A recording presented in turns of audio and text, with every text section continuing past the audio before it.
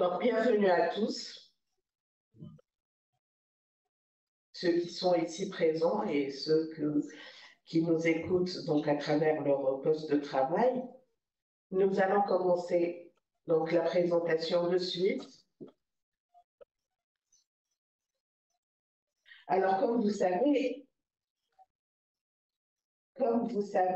l'hypoglycémie est une complication aiguë du diabète qu'il est très difficile de prévenir. Et c'est aussi la grosse crainte de nos patients.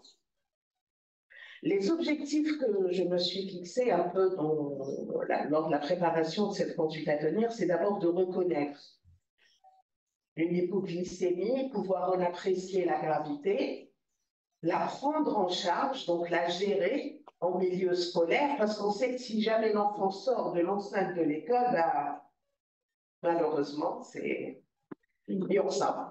Exactement, ouais, absolument. Et donc, malheureusement, il ne pourra plus y accéder et passer son bac. Donc, tout l'intérêt de ma présentation est bien sûr prévenir une hypoglycémie, mais ça, c'est pas pour la présentation d'aujourd'hui. Prévenir les hypoglycémies dans les situations à risque, c'est pendant, mais peut-être que je vais vous en parler puisqu'on m'a accordé un peu plus de temps que prévu, dans les situations à risque, ce sont les activités physiques. Là, je vais parler du matériel parce que, alors, moi, je ne sais pas comment ça va se passer. Il y a des enfants diabétiques, il y a des adolescents diabétiques qui vont aller passer leur bac. Est-ce que ces gens-là sont identifiés? Ils sont identifiés? Non, non, non. Oui. Non, voilà, je pose... Au départ, au début de l'examen, donc on demande à nos médecins d'identifier les diabétiques avec un chef de centre. Parce que je me suis posé la question, je me suis dit, il y en a qui vont être gênés de le dire. Non, non, ils sont identifiés automatiquement. Très bien, ben, c'est une très bonne nouvelle. Donc, ils sont identifiés parce que je suis sûre que la plupart ne vont pas dire qu'ils sont diabétiques. Ils vont être gênés. Mais s'ils sont identifiés, donc on pourra peut-être aller discrètement vers ces enfants, s'assurer qu'ils ont du sucre sur eux, s'assurer qu'ils ont leur lecteur de glycémie. C'est ça, moi, quand je vous ai dit, est-ce qu'ils vont être identifiés? C'est dans ce but. Ils ne peuvent pas, non, ils ne sont pas identifiés, ils ne sont pas identifiés. Parce que les médecins ne connaissent pas les élèves. Non, parce que c'est justement des choses. Au départ. Non, pardon, juste peut-être que c'est pas préciser parce que je suis coordinatrice de la santé. Très bien, d'accord. Donc je vais répondre. Au début, nous demandons à toutes nos équipes de partir un peu plus tôt au centre d'examen. D'accord. Et de passer avant le début de toute épreuve. Donc, de passer avec le chef de centre, parce qu'ils n'ont pas le droit d'accès au niveau de classe, donc avec le chef de centre pour essayer d'identifier les diabétiques, les enfants diabétiques. Voilà. C'est un peu notre rôle au départ. Donc, et puis par la suite, on aura à faire... Moi, je vais vous dire, vu l'importance de la fréquence du diabète actuellement, hein, franchement, les chiffres inquiétants. Je pense qu'on devrait le faire. C'est-à-dire que je suis sûre, dans chaque établissement, vous allez avoir de nombreux diabétiques qui vont passer l'épreuve. Moi-même, j'en ai au moins 4 patients qui vont passer leur bac cette année. Donc, parce que si on ne les identifie pas, c'est très quand même difficile d'agir dans le préventif. D'accord? Parce que si jamais on les identifie, on va sensibiliser le prof, celui qui est là à surveiller, d'être plus vigilant. C'est-à-dire, moi, je ne veux pas vous faire quelque chose de théorique. Je veux qu'on puisse agir réellement. Voilà. Et si on veut agir réellement, ils doivent être identifiés. On ne peut pas rentrer dans une classe et dire qui est diabétique dans cette classe. Non, ils doivent être identifiés durant toute l'année. Absolument. Et leur nom. Vous avez un médecin de l'établissement, excusez-moi. Il y a un médecin de l'établissement qui doit identifier et les diabétiques et les cardiopathes, être en contact avec les parents, connaître le traitement de l'enfant, le traitement du malade, et bien sûr prendre en charge et préparer la situation pour le jour. C'est-à-dire que cette fiche doit arriver avant le candidat. Mais les candidats changent d'établissement. Elle doit le suivre. Elle l'affiche. Demander au sein du bac, est-ce qu'il y a des diabétiques? Non. Non, ça ne peut pas marcher. C'est une fiche. Oui. C'est-à-dire, même si peut-être pour cette année c'est trop tard, mais moi je veux sensibiliser. Quand on m'a demandé de parler de ce sujet, le but c'est ça, c'est de prendre des notes. Et avoir une prise en charge particulière, une préparation particulière. C'est-à-dire que chaque enfant, je pense que c'est tout à fait faisable, chaque enfant qui est dans une école, il y a une malade, un enfant qui a une pathologie chronique, cette fiche doit les suivre. En même temps que sa convocation, le jour où son nom arrive au niveau de l'établissement, il y a une fiche santé qui doit arriver. Ils ne sont pas si nombreux que ça. Donc, je pense que c'est ce point-là qu'il faut discuter. Parce que c'est très bien, c'est très beau de parler de la prise en charge, mais s'ils ne sont pas... Et le travail doit être fait en amont. En amont, Et je pense pas, bien sûr, et je ne pense pas que ce soit si compliqué. Ça n'a pas, on n'a pas besoin de beaucoup de moyens. Maintenant, tout est informatisé. Pas du tout, pas du tout. C'est pas le problème de moyens. Oui. C'est un problème de coordination. Donc, prenons note pour l'année prochaine. Parce que si les élèves, c'est-à-dire si les candidats, donc, c'est-à-dire n'auront pas à changer d'établissement, donc c'est le même médecin qui c'est-à-dire si je veux dire qui a assuré la fiche le suivra. Voilà. on va vous demander le matbel. Bien sûr. Donc, chaque année, vous devez renouveler l'état de santé de l'élève. Oui. À l'administration. Ceux qui ont une maladie chronique, ça doit se faire. Donc, que chacun prenne note pour que l'année prochaine, Inch'Allah, ça sera avec lui. Oui. Et je vous assure, oui, d'accord.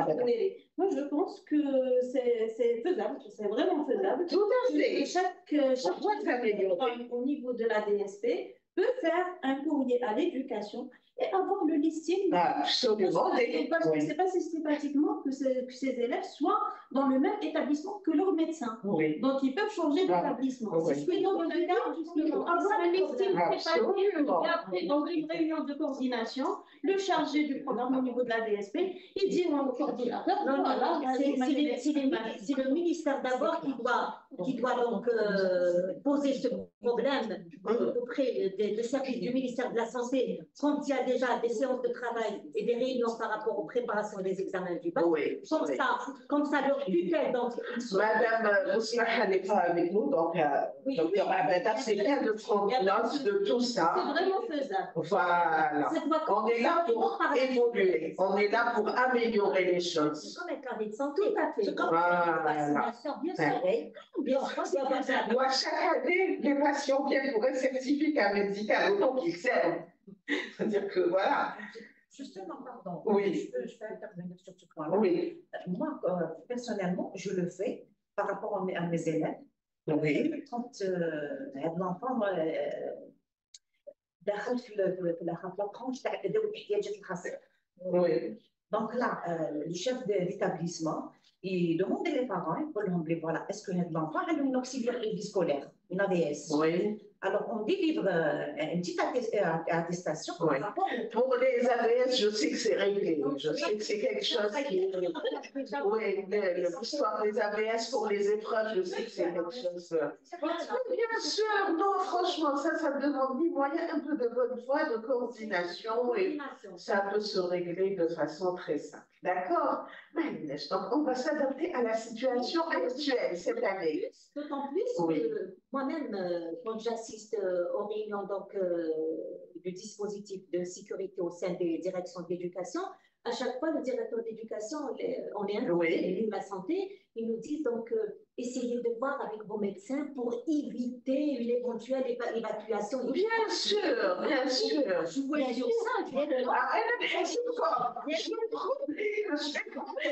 Je vais contacter de temps en temps, dire est-ce que c'est réglé? Je ne vais pas contre l'année prochaine. Effectivement, si vous connaissez, vous allez agir en amont, en premier temps, d'accord? Oui. Vous allez éviter l'exclusion du jour de l'examen. Bien sûr. Non, non, ne vous inquiétez pas. Il va y avoir une petite forme de persécution par ma personne concernant ce sujet-là, afin que ça se règle. Et je suis sûre que tout le monde le fera avec grand plaisir pour le bien des enfants. Ça va vraiment nous faciliter la tâche. Absolument. Donc, je tenais à commencer par ça. C'est-à-dire qu'on parle de terrain, sinon on n'a rien fait. Parler pour parler, ils me connaissent très bien. C'est vraiment. Et donc, on va s'adapter à notre situation.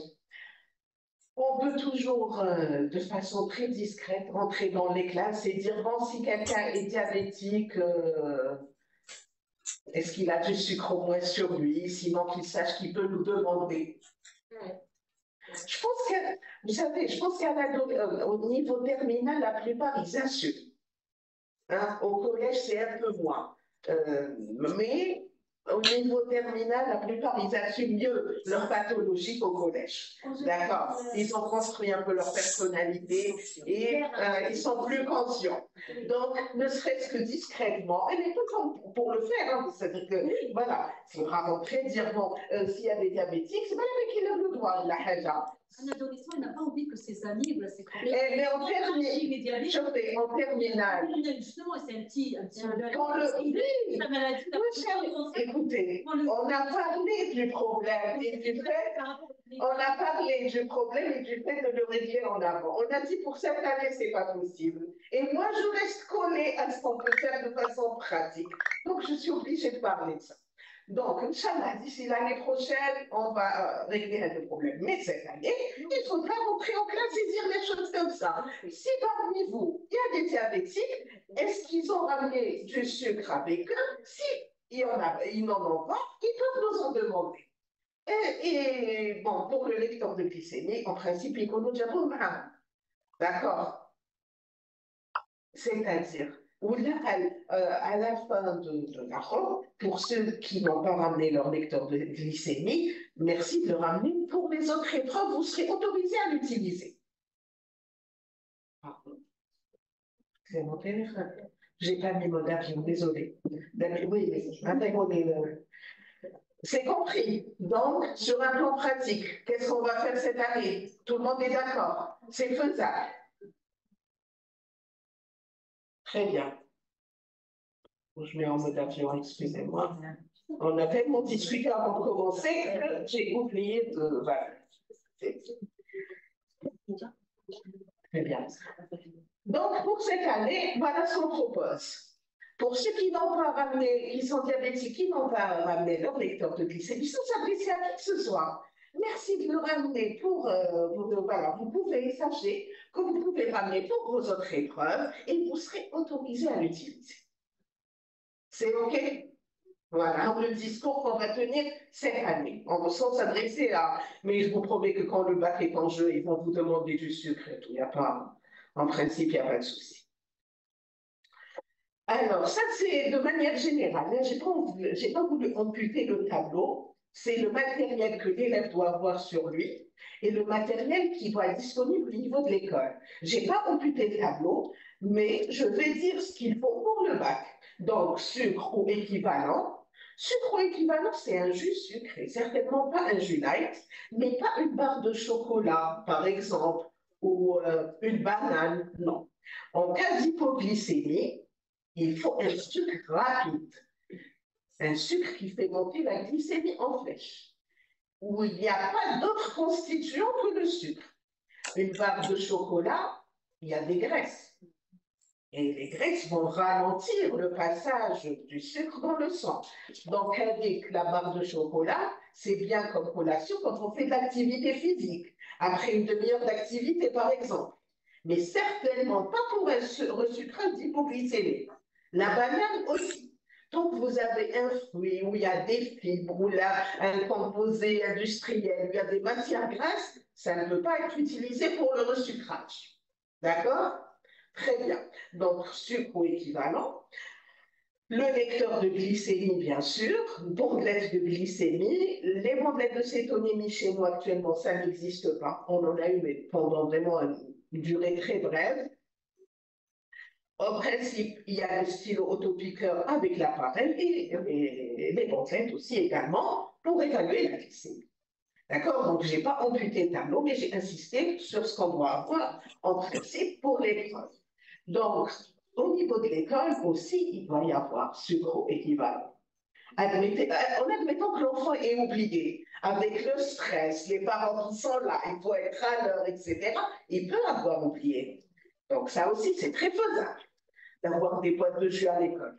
Oui, très bien. Donc, il faut que tout soit noté et que, d'accord. Voilà, je m'adresse à vous autant que ceux qui nous écoutent et qui sont à distance. Voilà. Pourquoi c'est pas évident? On ne peut pas demander qu'il y ait des boîtes de jus ou du sucre. Non, des boîtes de jus. Ah, donc c'est possible. Non? Qu'est-ce qui n'est pas possible? De demander au directeur des établissements de ramener des jus et des bonbons. Non, c'est Non, c'est le Ils ont candidat. des collations. C'est même au niveau de l'école, il doit y avoir au moins du sucre. Le jus, on peut le voir. L'équipe peut ramener. Voilà. Individuel, il n'y a pas de Individuel, c'est personnel, c'est initiative personnelle. C'est ça, c'est des choses. Je vais vous dire, il y a beaucoup de choses, même à l'hôpital, qu'on fait à titre personnel. On ramène du sucre. Sinon, on ne réglerait aucun problème. Tout à fait. On le fait tous à l'hôpital, on a même servi de potence, hein, entre guillemets. Donc, on s'investit à fond. Et c'est normal, c'est normal. Donc, voilà, les équipes peuvent prendre du sucre avec eux. C'est faisable. C'est faisable, alhamdoulilah. OK. Bon, donc là, le lecteur, c'est l'élève. Hein. Et même quand je le mets là, après, vous savez, ça, c'est pour votre pratique quotidienne, pas forcément pour l'épreuve. Hein. C'est-à-dire que si vous êtes au collège, en principe, l'élève diabétique, il doit avoir son stylo d'insuline au niveau de l'infirmerie, qui lui ramène lui-même, bien sûr, l'injection de glucagon, en cas d'hypoglycémie sévère, sa propre injection, elle est dans l'infirmerie. Donc, on va adorer le lecteur. Le lecteur, il n'est pas censé être à l'école. Donc, il doit l'avoir sur lui. Mais, en principe, surtout au collège, au lycée, non. Mais qui connaîtra le moyen, en principe, son insuline, il a une insuline, en tout cas, au niveau de l'infirmerie. Une insuline rapide au niveau de l'infirmerie. Et il a également le glucagon en cas d'hypoglycémie sévère. Au lycée, hein. Au lycée, en général, ils marchent avec leur insuline. Oui, mais il ne peut pas garder l'insuline sur lui, d'autant plus il doit la garder à des degrés. Alors, chauffez. Heureusement, oui, s'il fait chaud. Au-delà de 25 degrés, en principe, elle est au frigo. Moins de 25 degrés, c'est des stylos isothermes, donc il peut garder sur lui. Mais le lecteur, c'est lui, et l'injection de glucagon, c'est l'enfant qui la ramène, il la récupère en fin d'année si elle n'a pas été utilisée. D'accord? Donc, j'ai élargi à la prise en charge pendant l'épreuve, à ce que doit être le quotidien plus tard aussi, concernant les patients diabétiques. Oui, quelqu'un a une question? Juste pour une petite question. Oui. Ce que vous êtes en train de dire, c'est la réalité, ce qu'on souhaite faire ou bien ce qui existe déjà? Ce qui doit se faire. Ce qui doit se faire, on demande. C'est vous qui allez organiser les thérapies. On demande à l'établissement de trouver de ramener des bandelettes à glycémie. Non, ce n'est pas l'établissement, c'est à l'élève. C'est l'élève, oui. L'établissement déjà, pour qu'on demande de ramener juste, soi-disant, il n'y a pas d'établissement qui a une. Non, mais le glucomètre, il doit appartenir à l'enfant. C'est personnel. C'est personnel. Mais alors, quand il oublie son il n'a pas. C'est le secteur sanitaire de la proximité. Ils peuvent être dotés d'un glucomètre. Le secteur sanitaire de proximité peut les doter durant cette période. C'est un glucomètre, c'est rien. Mais on peut faire des Ça, c'est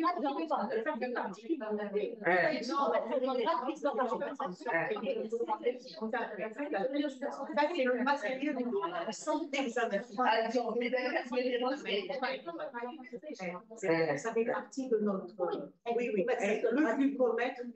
C'est juste pour information, madame. Oui. Là, il faudrait juste préciser que nous sommes dans un contexte d'examen. Donc, c'est le centre d'examen. Oui. Ce que vous êtes en train de mettre matériel au niveau de l'école, il faudrait plus se projeter sur le centre d'examen. Voilà. Donc, voilà, ce qu'il faudrait, et c'est vrai que nous, les lecteurs, faudrait le dire, font partie de notre comme matériel Pour la couverture. dispositif pour couvrir l'examen. Ben, ce serait bien. Si, nous le faisons. Oui, bien sûr, madame. C'est le PSP, c'est les EPSP qui donnent. C'est à la charge de l'EPSP qui donne les centres d'examen en glucomètre, en glucagon. Quand le glucagon n'est pas disponible. C'est bien. Oui, madame, c'est des dispositifs qui sont mis en place. Ça, ce que vous êtes en train de dire, c'est pour la couverture des examens. Oui, des examens. Mais tout le long de l'année, il n'y a pas tout ça. Non, des examens. C'est non. Mais en principe, même pendant l'année. Hein. Oui.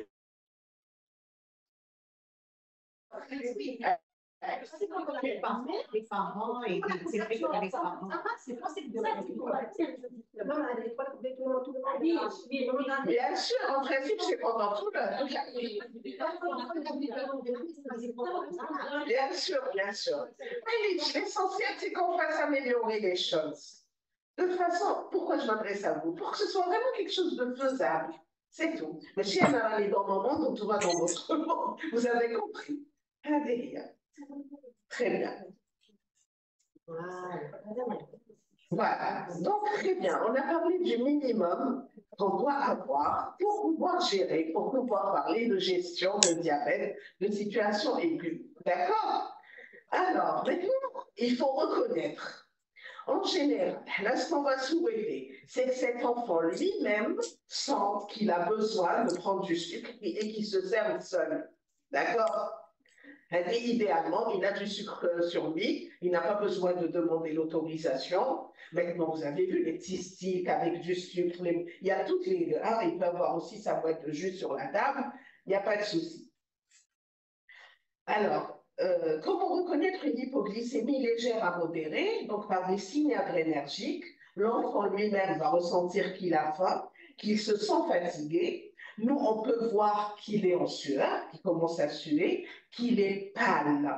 La pâleur extrême, d'ailleurs, regardez les parents, si vous leur posez la question, comment vous reconnaissez l'hypoglycémie de votre enfant, il dit subitement, which fat. Ça, c'est la vasoconstriction liée à l'adrénaline, c'est les signes d'hyperadrénergie. D'accord? Après, il se recolore très bien, il n'y a pas de souci. Donc, il y a la pâleur, les palpitations, toujours dans les signes d'hyperadrénergie, douleur abdominale, il peut se sentir anxieux, il peut également trembler. Donc, ça, c'est dans un premier temps. Si cet enfant, parce que vous savez, dans le diabète, ces signes à la langue, on peut ne plus les ressentir. Ouais. Le système de rétrocontrôle, il ne va être stimulé que pour des seuils très bas, d'accord, à la langue, à force de faire des hippos, etc. Donc, il peut faillir le système de rétrocontrôle, et donc, voilà, d'où l'intérêt pour ceux qui arrivent à faire leur contrôle tout le temps, s'ils ont un freestyle, etc. Donc, c'est vraiment, ils peuvent tout le temps contrôler leur glycémie et voir même la tendance qu'a leur glycémie vers la hausse ou vers, d'accord, vers des chiffres encore plus bas. Ça, c'est l'idéal, mais voilà cliniquement donc, les signes qui apparaissent pour les formes légères à modérées. Dans les hypoglycémies sévères, c'est la neuroglycopénie, c'est-à-dire la souffrance cérébrale liée à ce manque de sucre. Donc, c'est les troubles de la vision, de la parole, de l'audition, c'est les céphalées, difficulté à se concentrer, vertige, marche instable, voire carrément perte de connaissance. On peut également avoir une forme d'agressivité, d'irritabilité. Ça, j'en avais parlé la dernière fois quand on avait fait l'insulinothérapie.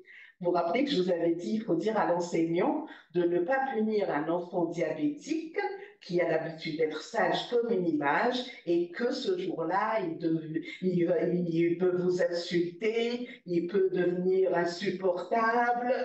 alors que c'est juste l'hypoglycémie et la souffrance cérébrale. J'ai des patients qui ont été punis pour ce genre de comportement et ça s'est très mal terminé par un tableau de convulsion. D'accord? Donc, il faut sensibiliser les enseignants à cela. À un stade encore plus important, c'est carrément les hallucinations, convulsions, voire coma agité. Voilà. Donc, dans le meilleur des cas, cet enfant, il a contrôlé sa glycémie avant de commencer son épreuve. Il a pris quelque chose, hein, peut-être une petite barre de chocolat, si la glycémie n'est pas très élevée, s'il est inférieur à 1, parce que 3 heures d'épreuve, ça consomme. D'accord? S'il est autour de 1,50, 1,80, il n'y a pas de souci. Mais s'il est inférieur à 1, il faudra vraiment qu'il prenne quelque chose qui commence son épreuve pour ne pas justement arriver à ces situations-là. Malheureusement, eux, ce qu'ils font en général, ils se mettent à l'abri des hypos, ils vont prendre beaucoup de choses et malheureusement, maintenant, on sait qu'une glycémie supérieure à 2,5, ça perturbe également la concentration, etc. Donc, ils ne seront plus aussi compétitifs qu'ils le souhaiteraient. Voilà. Mais ils veulent se mettre à l'abri des hypos et souvent, c'est ce qu'ils vont faire et ça va également les perturber. Donc, on va dire qu'ils ne vont pas avoir également les mêmes chances que d'autres. Cependant, j'ai des patients diabétiques qui ont leur bac avec des 17 et des 18 et qui ont fait médecine et tout se passe bien pour eux. Donc, ne soyons pas négatifs. Là, c'est une illustration des signes adrénergiques. Donc, la faim, ils ont très faim. Et quand ils vous parlent de cette faim, les enfants diabétiques, c'est impressionnant. Parce que moi, je leur dis, non, il ne faut pas trop de resucrage, après vous allez faire des poids graves et tout. Hey, docteur Dury, vous ne pouvez pas imaginer notre faim. On pourrait manger tout ce qu'il y a autour et on a l'impression que rien ne peut nous rassasier. Voilà, c'est incroyable. Donc la pâleur, hein, vous voyez qu'elle est bien illustrée, cette pâleur, sueur, tremblement, les signes de neuroglycopénie, donc la fatigue, la somnolence, la vision floue, sensation de froid parfois, un comportement bizarre, irritabilité, nervosité anormale, trouble de la parole, il y a un ralentissement, ils confondent, il y a une confusion dans les mots quand ils s'expriment. Alors, que faut-il faire devant? Alors, d'abord, l'hypoglycémie chez le diabétique, elle se définit par une glycémie inférieure à 0,70. Chez un sujet normal, quand on fait une glycémie veineuse, elle se définit par une glycémie inférieure à 0,60. Et donc, qu'est-ce qu'il faut faire devant une hypoglycémie? Il faut cesser toute activité. Et si l'enfant est en classe, il ne faut pas lui dire « Viens avec moi, je t'emmène à l'infirmerie pour te donner du sucre ». Il faut 0 dépense d'énergie. Même s'il est à la maison, ne viens pas avec moi à la cuisine, je te donne du sucre. Il doit tout arrêter, on doit lui ramener du sucre. D'accord? Donc 0 dépense d'énergie, on ne le bouge pas. Très bien. Et si on n'a pas le lecteur de glycémie et qu'on a tous les signes d'hypoglycémie, on n'attend pas le lecteur de glycémie. On préfère le sucrer par excès. D'accord? Voilà. Donc, cesser toute activité, on se calme, on s'assoit, et donc le malaise ne va pas bien sûr passer tout seul, et il faudra faire le resucrage.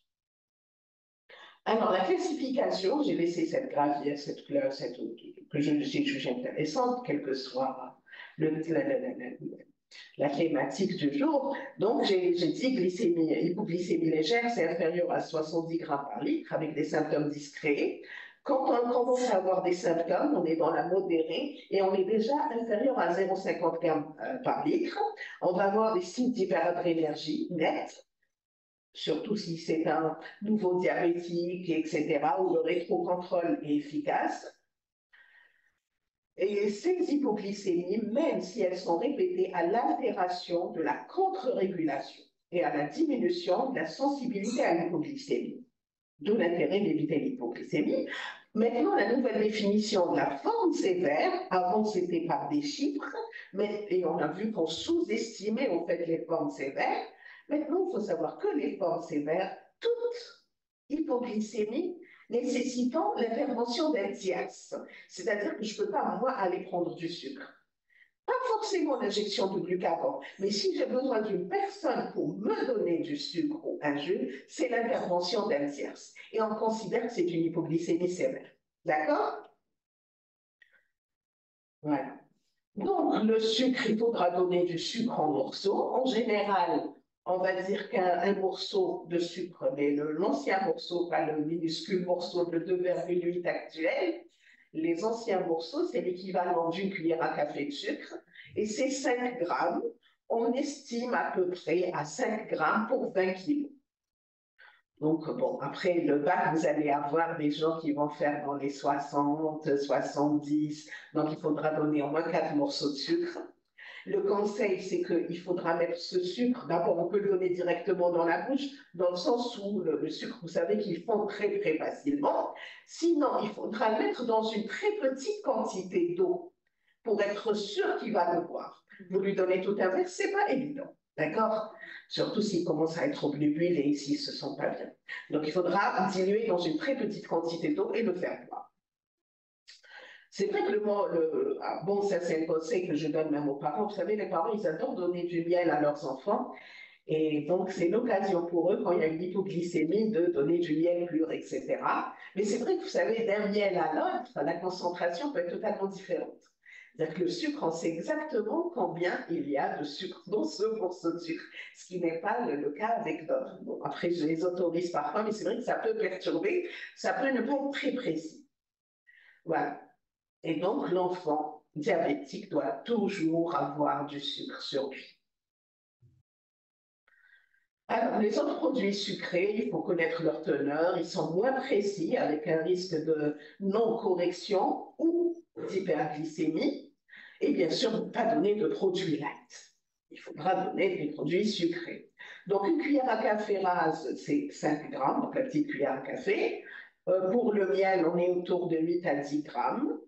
Pour la confiture, on est entre 8 à 10 grammes également. Un verre de limonade de 200 millilitres, c'est 20 grammes. Également pour le jus.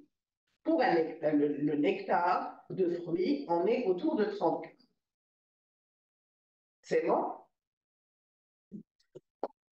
Alors, après combien de temps on doit faire le contrôle de la glycémie? J'ai mis la réponse, c'est 15 minutes après. Il faut savoir qu'à chaque fois qu'on corrige une hypoglycémie, il faut recontrôler par la suite. 15 minutes après. Et en général, on parle de resucrage insuffisant si la glycémie est autour de 1 gramme, inférieure à 1 gramme. On va encore resucrer. Ensuite, si c'est le moment où l'enfant doit prendre un repas, mais là je sors de l'enceinte de l'école, il faudra qu'il fasse son insuline après le 1 gramme et qu'il mange. Si ce n'est pas le moment d'un repas, une fois que je suis au-delà de 1 gramme, il va prendre un sucre lent pour éviter que ça revienne, et puis c'est tout, sans injecter d'insuline. D'accord? Voilà. Pourquoi on recontrôle? Parce que malheureusement, il y a parfois ce qu'on appelle des hypoglycémies rebelles, et les patients qui en ont fait l'expérience s'en souviennent. C'est que parfois, malheureusement, ils vous disent, voilà, il y en a une qui acquiesce sur la tête, oui, et donc parfois, voilà, il se trouve que c'est des hypoglycémies rebelles, et on a beau tout donner, ça ne rentre pas dans l'ordre. D'où l'intérêt de faire le contrôle. Voilà. Parce qu'en principe, après, j'ai un algorithme, on contrôle 15 minutes après. Si ça ne rentre pas dans l'ordre, je resucre, je recontrôle 15 minutes après. Si ça ne rentre pas dans l'ordre, c'est l'injection du glucagon, qui donne très bien chez les diabétiques. Donc, en cas d'hypoglycémie, l'enfant doit arrêter toute activité. Il doit se resucrer en classe sans avoir à sortir, mais en principe à demander l'autorisation.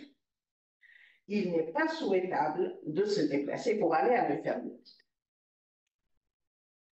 Alors, les causes d'hypoglycémie, j'ai mis en gras les choses qu'on peut rencontrer pendant l'épreuve, les autres non, puisqu'on n'est pas dans l'activité physique ni quoi que ce soit. C'est soit une injection de dose importante d'insuline, ou bien omission d'un repas, ou repas pauvre en hydrates de carbone. C'est-à-dire que cet enfant, il était trop pressé pour sortir le matin, il a fait son injection et il n'a pas mangé suffisamment.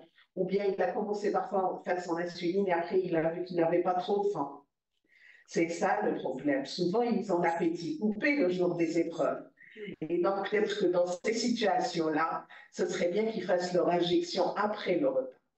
Alors, vous savez, avec les nouvelles insulines, on vous dit, c'est vrai qu'il est toujours souhaitable de la faire au moment où on va manger, mais par exemple, pour quelqu'un de jeune qui a un appétit capricieux, un enfant qui a un retard mental, est trisomique, ou voilà, un adolescent dans ces situations de stress, ils peuvent faire l'injection à la fin du repas pour ne pas avoir de surprise par la suite.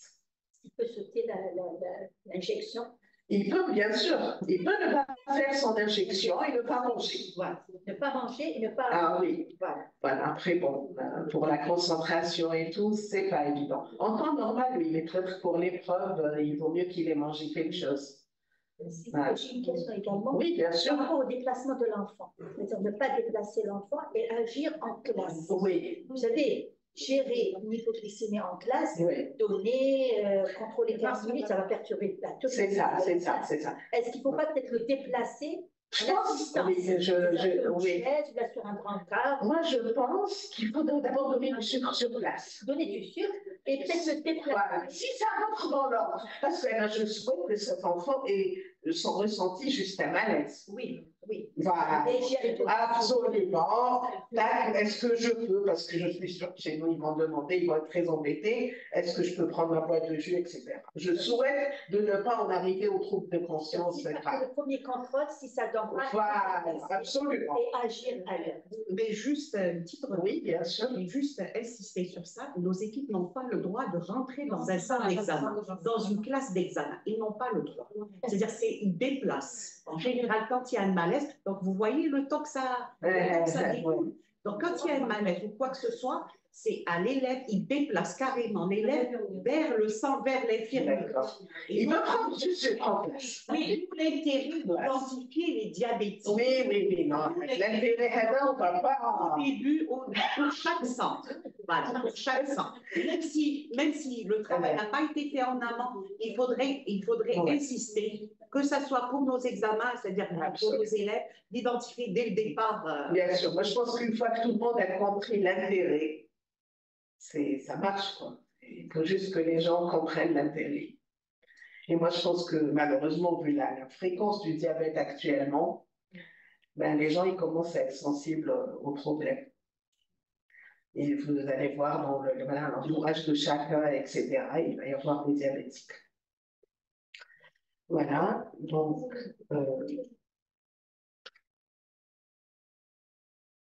Bon, les facteurs de risque chez un diabétique, c'est les antécédents d'hypoglycémie sévère. Ça, c'est un facteur de risque.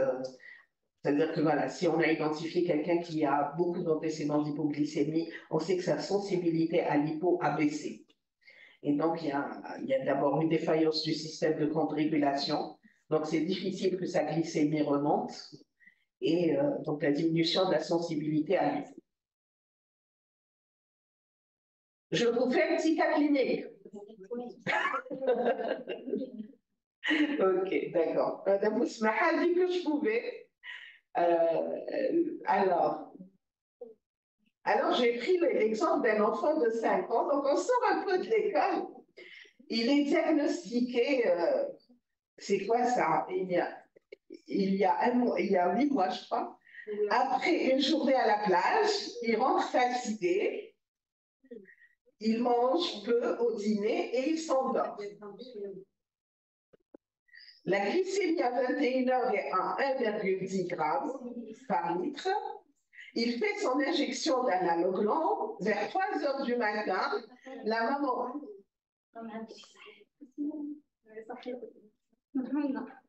D'accord. Ok, il s'endort. Donc, à 21h, à 1h10, il fait son injection d'analoglan. Vers 3h du matin, la maman est réveillée par un bruit. Redouane convulse. Quel est votre diagnostic? C'est l'hypoglycémie. Alors, la cause, en principe, ça sortait par an, je ne sais pas pourquoi. La cause de cette hypoglycémie, c'est qu'il a pris un repas léger et il a durant la journée. Ça, c'est pour vous dire que l'hypoglycémie peut ne pas survenir au moment de l'activité physique. Elle peut survenir bien plus tard, voire 12 heures, certains vous diront encore plus, 16 heures après l'activité. En fait, comment on peut l'expliquer sur un plan physiopathe, c'est que pendant l'activité, le foie va vous donner du sucre. Il va vous aider à tenir, et quand vous allez dormir, il va recapter, vous avez fait votre insuline, etc., il va recapter tout le sucre, et là, vous pouvez faire vos hypos. C'est pour ça que la dose d'insuline lente du soir, quand on fait de l'activité, elle doit être diminuée de 10 à 15%. On ne fait pas la dose de lente qu'on a l'habitude de faire quand on fait de l'activité. D'accord? On doit diminuer la dose de lente. C'est bon? Parfait. Et donc, c'est une hypoglycémie sévère. Donc, le malaise est grave, il y a une perte de conscience avec convulsion. Alors, ceci va concerner l'entourage et les parents. L'enfant n'est plus concerné. Ce n'est pas lui qui va agir. Alors, le mettre en position de sécurité et surtout ne pas lui donner à boire. Là, c'est directement l'injection de glucagon. Donc, sans attendre le médecin, une personne de l'entourage va injecter une ampoule de glucagon par voie sous-cutanée ou par voie intramusculaire. En fonction du poids, c'est une demi-ampoule ou bien une. Donc, moins de 30 kg, c'est la moitié de l'ampoule. Au-delà, c'est toute l'ampoule qu'on va injecter. Alors, maintenant, vous savez, il y a le glucagon par voie intranasale, qu'on n'a pas encore chez nous, mais j'ai beaucoup de patients qui l'ont acheté ailleurs. Ce qui est bien avec le glucagon intranasal, c'est que l'enfant n'a pas besoin de faire un effort d'inhalation. Et vous injectez. Docteur, oui. Pour l'ampoule de glucagon, avant c'était la pré-remplie carrément. En fait, maintenant il y a la forme qu'on va reconstituer. Mais c'est. Je pense que ça, quand dans le cas où il y a une hypoglycémie sévère, le fait de reconstituer avec la panique. Partout, vous allez. Oui, c'est vrai. Mais partout. Pourquoi c'est. Partout, vous allez dire que pour la conservation, pour une meilleure. Partout, vous allez dire que la rapidité de dissolution. La rapidité de dissolution, elle est décrite partout. Dès que vous mélangez, c'est bon. Mais c'est vrai que vous avez raison pour ce qui est de la panique. Alors, moi, qu'est-ce que je fais? Quand j'ai des ampoules périmées, je les garde et quand les gens viennent en consultation, ils vont avec cette ampoule périmée, etc., essayer de faire en situation, au moins ils l'ont déjà utilisée. Parce que des fois, il y a un non-faisable, ils ne l'ont même pas utilisé, elle va se périmer, etc. Oui, d'accord, si ça se périme, vous ramenez et on fait la technique. Oui. Question, est-ce que la pré-remplie a été enlevée carrément partout dans le monde ou bien c'est... À ma connaissance, oui. À ma connaissance, oui. On a le même produit que celui qui est libéré, oui, mais qui est vendu ailleurs. Oui. Maintenant, pour la forme intranasale, c'est vrai qu'elle est un peu chère. Moi, j'ai des patients qui la ramènent. Et il y a une seule dose aussi dans l'intranasal, c'est une seule qui est délivrée, mais c'est vrai que l'avantage c'est que s'il dort, etc., c'est très bien. Surtout qu'il n'a pas besoin de faire un effort d'inspiration. Voilà. Donc c'est très pratique, voilà.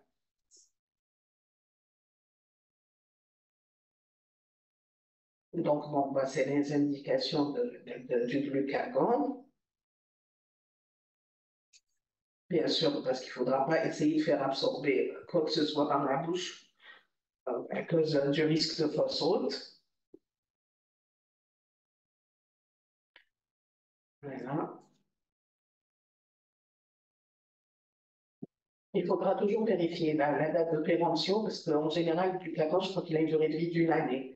D'ailleurs, en Algérie, il y a souvent des ruptures parce que c'est la durée, il se périme rapidement. Et donc après, on reste avec des stocks qui sont périmés. C'est un peu, je crois que c'est un peu difficile à gérer pour la pharmacie centrale. On tombe souvent dans des périodes de rupture. Il peut être conservé à température ambiante. Est-ce qu'on peut l'utiliser quand il est... Oui, mais pas longtemps. De préférence, il doit être mis au frigo. Voilà. Alors, bon, ça c'est la technique, vous connaissez, donc voilà. Donc, conservation en bac à légumes. De préférence, surtout que chez nous, il fait souvent très chaud. On est souvent dans les plus 25. Ah oui, oui, oui. Sinon, oui, ils vous disent, vous pouvez le garder à température ambiante. Quand faut-il avoir un frigo dans un centre d'examen? On a vraiment peu. La numérisation, bien comme ils sont dans les télés, on n'en a plus besoin. Des ordinateurs partout. Franchement, il y a une numérisation. Je pense qu'il fallait inclure aussi les gens de l'académie. L'éducation, il aurait fallu une soirée. Voilà, je pense qu'on n'est pas au plus bas financièrement, que l'Algérie a les moyens de se doter. Il faut juste que les gens soient sensibilisés et on est tous prêts à se battre pour ça. N'est-ce pas? Voilà. Mais allez, si on n'apporte pas notre pierre, notre petit caillou, ce sera suffisant et on sera content de le faire. Alors, donc hypoglycémie légère à modérée. Ça c'est l'algorithme. Donc, dans les formes légères à modérées, on va donner du sucre rapide. Contrôle glycémique après 15 minutes. Si on a une correction suffisante, c'est-à-dire qu'un chiffre au-delà de 1 gramme par litre, on donne une collation sous forme de sucre lent. Si c'est le moment du repas, on injecte de l'insuline et l'enfant peut manger. Alors, si on n'arrive pas à corriger au-delà de 15 minutes, on rajoute du sucre rapide. Au-delà de 1 gramme, c'est la même conduite que tout à l'heure. Sinon, il faudra injecter du glucagone. Et voilà la conduite à tenir concernant l'hypoglycémie. Je pense que ça résume bien. Ça, c'est selon l'ISPAD de 2018. Bon, les complications possibles de l'hypoglycémie à court terme, c'est la convulsion, le coma, la mort subite en cas de défaillance du système de contre-régulation, c'est-à-dire que l'adrénaline, le cortisol, tout ça ne vont pas m'aider à faire remonter ma glycémie, malheureusement. À long terme, c'est les complications neuropsychologiques, surtout chez nos jeunes enfants, les troubles cognitifs, troubles de mémoire, de concentration, altération de la qualité de vie des patients. Je dirais que c'est surtout l'altération de vie des patients. J'ai des patients qui ont eu leur diabète très jeune, qui malheureusement ont fait beaucoup d'hypoglycémie. Ça ne les a pas empêchés d'être excellents à l'école. Pour l'expérience personnelle. Concernant l'hyperglycémie, bon, parce que là, je ne vais pas vous faire la conduite à tenir devant une acidocétose. J'aimerais bien vous le faire un jour, mais ce n'est pas notre thème aujourd'hui. Voilà. À l'hôpital. Voilà, absolument. Il faudrait juste insister qu'à ce moment-là, s'il y a une acidocétose, il faudrait évacuer. Voilà. Oui, transférer, évacuer. En fait, j'avais acheté, théoriquement, ça met du temps pour arriver. Si quelqu'un a contrôlé sa glycémie le matin. Mais le bac, c'est 5 jours. Oui, 5 jours de stress, 5 jours de. S'il vous plaît, j'ai une petite question par rapport à l'hypo. Oui. À quel moment le médecin décide de transférer à l'hôpital? Les parents décident de prendre l'enfant à l'hôpital. Non, ça c'est en Ah, d'accord. Dans un centre d'examen. Quand du sucre, on a l'avance, ça ne donne pas. On redonne du sucre, on peut. Ah oui. À quel moment? Alors, quand on fait l'injection du glucagone, on évacue. Classe. Ah oui. Après le glucagone. Alors, on évacue. Ah oui. En même temps que je l'ai fait déjà dans l'ambulance, c'est prêt, je vais l'évacuer. Oui. Si on arrive, oui. De préciser. Même les parents, c'est ce qu'on leur dit. Si vous arrivez au glucagone, même des fois, il arrive très bien après, une fois qu'ils ont fait l'injection de glucagone. Mais on ne peut pas être sûr. Oui, mais je ne dis pas que c'est décisionnel. Ah oui. C'est plus l'établissement, ça ne pourra plus reprendre sens. Et on ne peut pas courir le risque. Surtout s'il a un diabète qui évolue depuis 12 ans, là où est le système de contre-régulation. Oui, absolument. Donc, le préciser aussi. Voilà. Très bien. Donc, pour parler d'hyperglycémie, donc j'ai dit s'il a son appareil et qu'il fait son insuline, etc., en principe, il n'y a pas de problème. Alors, en principe, l'enfant est autorisé à boire et aller aux toilettes autant de fois qu'il le veut. Parce que déjà, le fait de boire va éviter la survenue d'hyperglycémie. Donc ça, c'est très important. C'est pour ça que j'ai dit initialement qu'il faut qu'il soit identifié, pour qu'il soit autorisé à boire, aller aux toilettes, etc. Parce que 3 heures, c'est beaucoup pour une épreuve, ou même 4 heures de temps. En cas d'hyperglycémie prolongée, donc même s'il est en train de boire, etc., mais la glycémie reste élevée, elle reste supérieure à 2,50. En principe, non, je vous ai dit tout à l'heure quand on avait commencé, à un moment donné, on a eu des bandettes de cétonémie, mais ça a duré quelques mois. Après, avec le laboratoire qui faisait, les lecteurs qui faisaient la glycémie capillaire et la cétonémie, bon voilà, ça, je sais pas, ça s'est mal passé, donc il n'a pas pu continuer son importation de lecteurs. Et donc, on ne fait plus de cétonémie. Vous savez, ce qu'on fait, c'est la cétonurie. Et c'est quand même plus compliqué. Il faut aller aux toilettes, il faut uriner, il faut faire la banquette, etc. Donc, mais malheureusement, bon, quand ils sont chez eux, c'est ce qu'ils font. Maintenant, dans l'ancêtre de l'école, il n'y a pas de souci. S'ils sont supérieurs à 2,50, on peut gérer jusqu'à 2,50. C'est des gens qui connaissent leur maladie. Donc, s'ils sont supérieurs à 2,50, soit qu'ils fassent un appoint d'insuline rapide, on va par exemple l'habitude. L'appoint, c'est 1/10 de la dose journalière. Donc, par exemple, si c'est quelqu'un qui a l'habitude de faire 50 unités par jour, il est censé faire 5 unités. Maintenant, vu la situation, il est à l'école, on va lui dire fais 3 unités. Même les 1,80, c'est bon. Pour moi, c'est bon. L'essentiel, c'est que ça ne monte pas plus. Parce qu'on ne connaît pas trop les profils des patients. On est dans une situation où on ne connaît pas très bien les choses. Et donc, tu as l'habitude de faire 5 dans des situations. 1,80, ça me suffit. Il finit très bien son épreuve. Je n'ai pas besoin de 1 ou la haja. D'accord? Très bien. Maintenant, pour que vous le sachiez, si quelqu'un est à la maison, etc., quand on est à des chiffres supérieurs à 2,5, on fait la chimie des urines. S'il y a des corps cétoniques, on ne donne pas à manger. On demande aux patients de boire et de faire un appoint d'insuline. Comme les analogues, ils ont une durée de vie de 2 heures, il pourra faire son appoint chaque 2 heures, 2 heures et demie, mettons. D'accord? Parce que vous savez qu'il faut faire plus la glycémie de plein, surtout s'il y a des corps cétoniques. Il faut la faire baisser de façon très progressive. D'accord? Voilà. Et donc, on fera des appoints chaque 2 heures, chaque 3 heures, pour être sûr qu'il n'y a plus d'insuline rapide dans le sang, et jusqu'à négativation des corps cétoniques. Maintenant, s'il n'y a pas de corps cétonique, il peut manger. Il va faire la dose habituelle plus la dose de correction. Comme le disent mes parents, mes patients, donc ils font la dose qu'il faut pour manger, plus une dose de correction. Un exemple, quelqu'un qui a l'habitude de faire 7 unités quand il est autour de 1 gramme, ben quand il sera autour de 2 grammes, il fera vite, il fera 9 unités.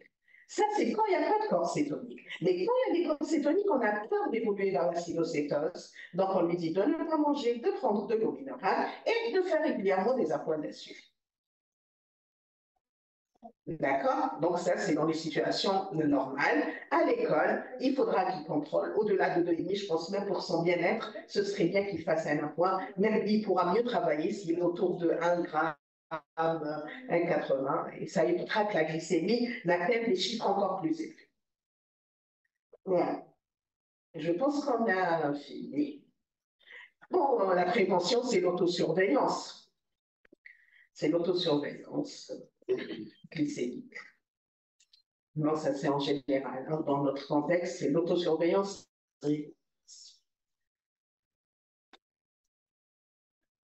Donc, c'est une complication inévitable. Autant maintenant, on dit que l'acidocétose peut être évitée. L'hypoglycémie, on sait qu'elle est inévitable. Surtout si on essaye d'avoir des glycées proches de la normale. Ça, on sait que c'est inévitable.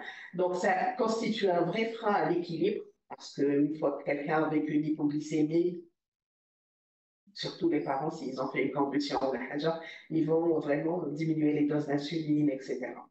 Donc, elle nécessite une prise en charge immédiate et sa prévention passe par l'autosurveillance et je vous remercie. S'il vous plaît.